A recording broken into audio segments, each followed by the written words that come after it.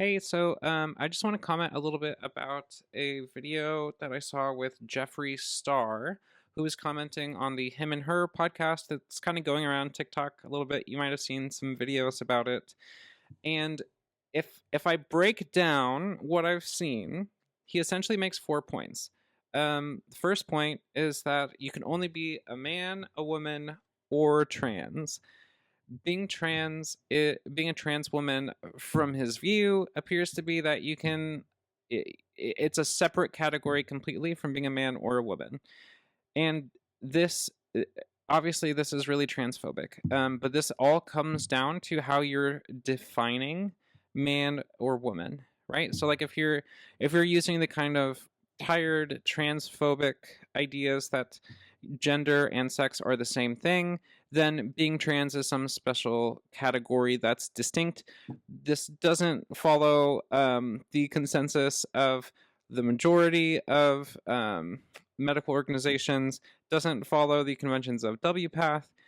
Defining man and woman in this way is not just exclusive, it's really problematic, and I would argue prejudicial as well. So the other thing that Jeffree mentioned is that queer and trans should be separate from LGB. So in the LGBTQIA plus umbrella, that being queer and trans is totally separate because being lesbian, gay, or bi is about sexuality, and being queer or trans is about your identity. I actually think that he makes a pretty good point here. In fact, I've thought about the same thing myself, but I think you have to think about what does this even mean, right? Like why is it that LGBTQIA plus has become a term that's used? Some people would even just use like queer and trans as a catch-all for the larger community because there's so many different identities that are kind of encompassed in this larger group. The reason it's grouped together is not because they are all the same thing. It's not because they're all even the same kinds of things. They're similar in the kinds of biases and prejudices that are experienced by these different groups of people. Now, I think Jeffree, he's not the first one to do this, but he's kind of bringing in this new kind of internal prejudice, which is interesting, right? So you see, I don't know what his particular sexuality is, but obviously, like his gender expression is outside of the norms, and so he's kind of using that to give him some kind of extra credibility, as if he can talk to all of the cis het people and explain how it really is. He doesn't speak for everybody in the the trans and queer community, the LGBTQIA plus community, the LGBT community, however you want to say it. He doesn't speak for everybody, and I think he's repeating a lot of rhetoric that is extremely prejudicial and transphobic. And I'll actually give some examples of that, but I want to kind of move into some of these other points that he made as well. Actually, no, before I do that, one more thing about separating the QT from LGB, as he said. I think it's valuable to recognize their distinctions, right? Identity is different from sexuality, absolutely. But they're similar in that when different political groups try to take advantage of one of these minorities, it never ends with just that one, right? And there's like a well-known saying, and I forget who termed it. Smarter people than me can finish it or perhaps even redeem this butchered paraphrase.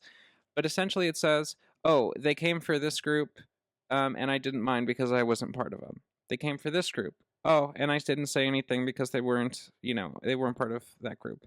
And then they came for me, and there was no one less to speak for me."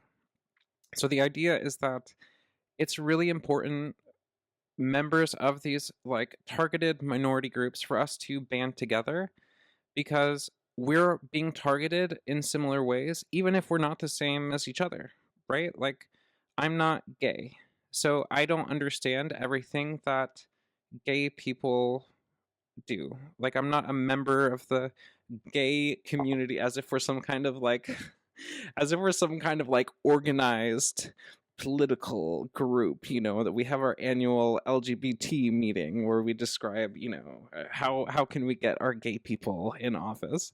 It's kind of silly. We're not organized. We're just people who want to survive and have rights like everybody else. That's it. And when we see different members being targeted, we speak up because it's really important, and it is valuable even if we're different. Okay, so third thing, I've heard this one in a lot of different ways. So essentially, he's saying fake trans people are pretending to be trans in order to go into the women's restrooms and take advantage of women and children. Now, he didn't say that outright, okay? And I'm willing to contend to that point, but that's essentially what he's saying. If you're listening to it, he uses Lily Tino as an example. Right? He says that she is pretending to be trans and going into the restroom with the camera rolling, that she's rage baiting and she's doing all these things. I don't know Lily Tino, okay? And I don't even want to make a statement about Lily in particular. However, I do just want to point out that this narrative is one that's been repeated over and over by transphobic people on the far right, including one of the most outspoken, who I've commented on TikTok on these clips of her, Nancy Mace, representative from South Carolina, if I remember right. She says the same thing. She says that she says that she is a rape victim and that we need to protect women and children in the restroom. And she uses that narrative in order to argue against trans people being able to use the restroom of their like based off of their gender identity. And there's a lot to this. One, I think it's really important to just address what's actually being said. Is it true that there are individual people who fake using a certain identity in order to take advantage of people? Sure. This happens. In fact, this happens in just about any group, right? There are Republican murderers. There are Democrat pedophiles. There are immigrant human traffickers, right? You can pick literally any group. It doesn't matter, and you can pick any crime, and they exist, right? Because we have a country that has hundreds of millions of people. So of course, that is the case. However, I think it's really important to ask yourself, like, is there a systematic problem? Is there like an actual statistic? Like, are we seeing trans people using being trans in order to gain access and take advantage of people in the restroom at a higher degree than we're seeing for cis het males?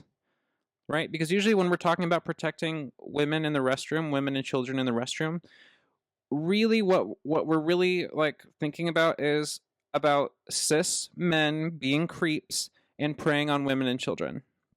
So are we seeing disproportionately higher amounts of trans or people claiming to be trans to gain access into the restroom and do these kinds of illicit activities? The answer is no. There's zero evidence of this. There's, of course, a small handful of cases. But again, if you just take a look at the amount of trans people in the country versus the amount of these crimes, there is no disproportionately greater number of trans people doing this. And the narrative that women and children are under attack in the restroom because of people like this pretending to be trans is highly transphobic, extremely prejudicial, and it's just not true. It's just not true. So am I going to say that, Lily Tino in particular is not one of these bad examples? I don't know. Maybe she is. Maybe she's not. I don't know her. I don't know enough about the context to know what happened there. I think anybody doing that is wrong. I think women and children should be protected. I also think that there is a point, like if you look at for trans women, right? I'll look at my transition in particular. When I first started transitioning, I was not passing. I'm still not really passing. Some of my close friends think I am, but I don't I don't think so. If I think we're being honest, I'm not there. It's going to be years and procedures until I'm there. Okay? But there was like especially in my early transition where I stood out a lot. And however, there's a like as you start progressing transition, you kind of there kind of becomes like a tipping point. And what I mean by that is that like at some point it changes from like being in the men's restroom and being perceived as like weird versus actually like feeling like you're in danger. And I started to see that shift enough myself where I didn't feel like I could continue using the men's room and feel safe. That doesn't even mean that I felt like I was passing.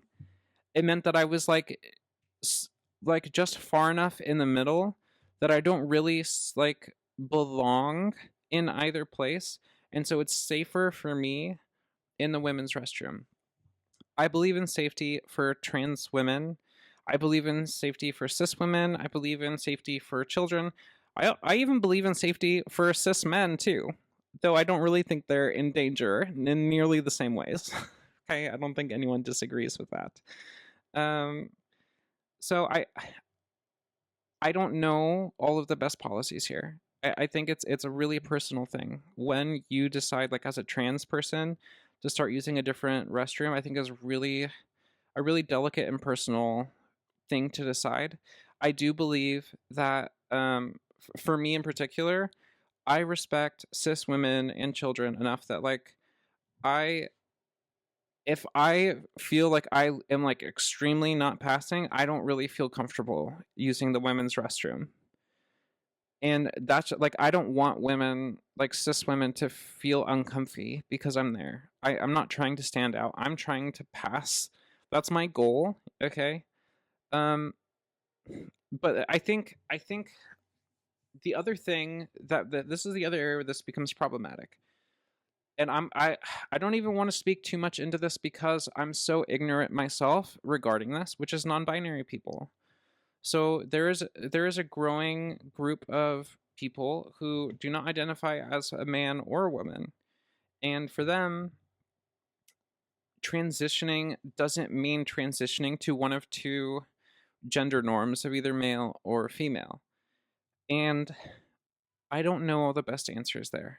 I think if you, I think for a long time, and even Jeffree kind of alluded to this, right? Like Jeffree said that it used to be when he was growing up that trans people just wanted to pass, and of course, like he's very much assuming a trans binary there. He's still operating off of this binary. So if you're a trans woman, then you're trying to pass to be a woman. If you're a trans man, then you're trying to pass to be a trans man. And that really excludes non-binary people as a whole. I don't I don't share their experience. I don't have the same experience. I've never felt like I was neither male or female, right? So it's difficult for me to understand them. I'm trying to understand more and learn where they're coming from, and I definitely don't want to discount their experience as a whole in the same way that cishet people do for me without thinking twice, specifically on the right. This is really common trope. So I'm not prepared to do that. Um, I I think non-binary people are not just real, but they're valued and important, and they're human beings just like every one of us. And I don't think that we should just ignore them in the same way that Jeffree ignores intersex people as if they don't exist too, right? And I'll get into that. But I think it's really important to recognize that they're an important group and they're a member of this community. So things get complicated, they get messy. I don't always know the best policies here, but I think it's really important to try to find this middle ground, right? Like how can we protect cis women and children and also protect trans women, trans men, non-binary, and all of the different members in this community, of which there's like a whole wide diverse universe of people here, right?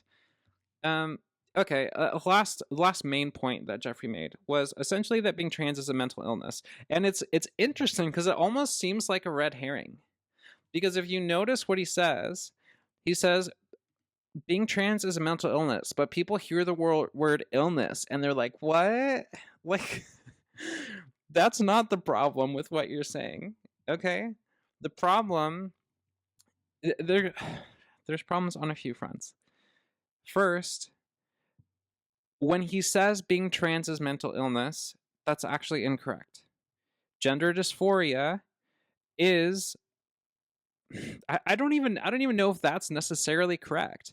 So like gender dysphoria is classified under the DSM-5, but I don't even know that it's necessarily considered an illness anymore. In fact, I saw a really interesting interview with Dr. Mike and a psychiatrist for trans youth who was talking about this in particular and how they're moving away from classifying it this way because it tends to classifying gender dysphoria or transness as inherently like a mental disorder or as a mental illness is not entirely correct.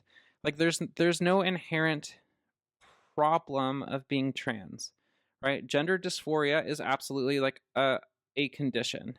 It happens. Just like anxiety and depression, it sucks.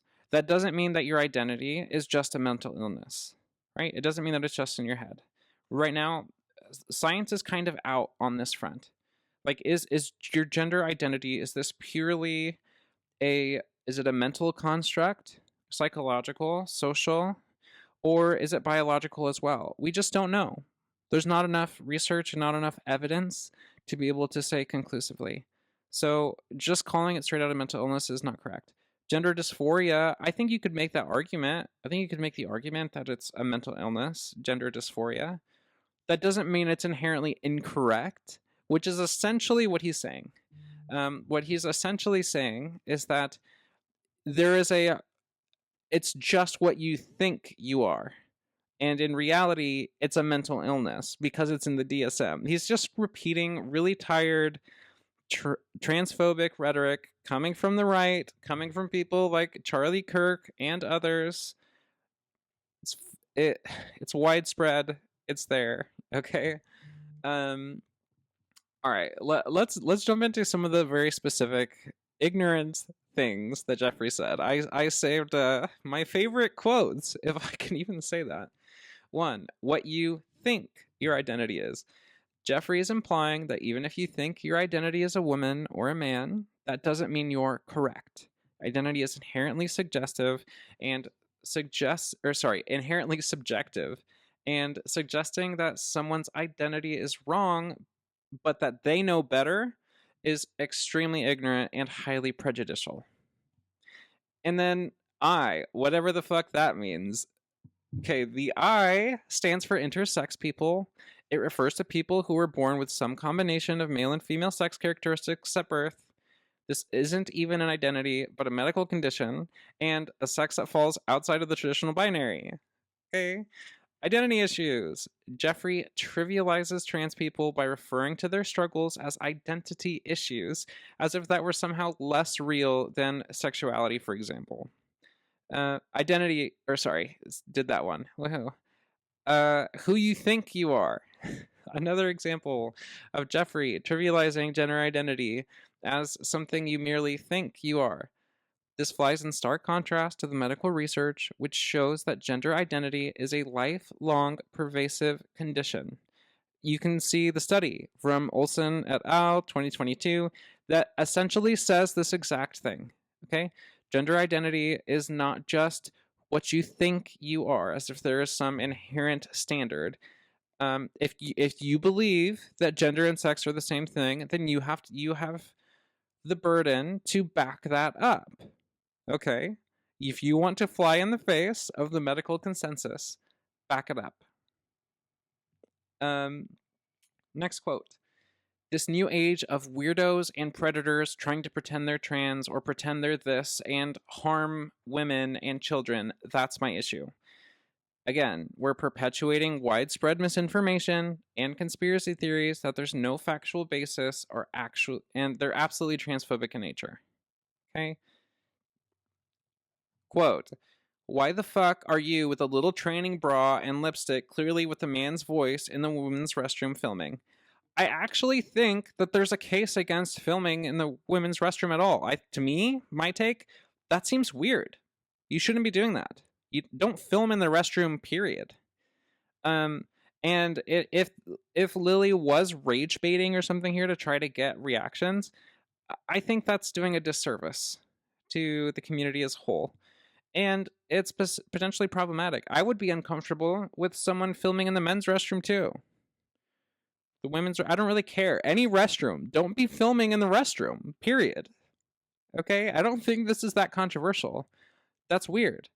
Now, if you're saying that you have a problem, the problem really is in there with a little training bra and lipstick. Okay, so now we're just back into blatant transphobia, right? Like before, your issue was that people were trying to use the women's restroom because they weren't and they weren't even passable. Now, this person is trying to pass. I would guess, right? They're wearing a training bra and lipstick. They're making some efforts here. I'm sorry that their voice is not perfectly passable yet, or even there. Like, look, different people are in different places. I am working so hard to try and get my voice there. I may not ever be able to get it. I may even need the surgery, and that's not even guaranteed that it'll fix the issue. So, all of this is to say, there's lots of people at different stages in their transition. Choosing when to use the restroom you identify with is extremely personal. For me in particular, I chose to wait until I was a lot closer to passing to start using the restroom, but that was just me. Like, I think for trans women especially, there's a tipping point. And I mentioned this before, right? Like, you have to recognize that there is a point where it becomes more dangerous for you in particular to stay in the men's restroom. And I don't think it's inherently wrong to think of your own safety and use the women's restroom too. As long as you're like being careful about like cis women and children's safety as well. And let's be real, like if I think that most trans women are like me. You go to the restroom, all you want is to be invisible. If you could just be invisible and just use the restroom and leave, that would be fantastic. But that's not real life.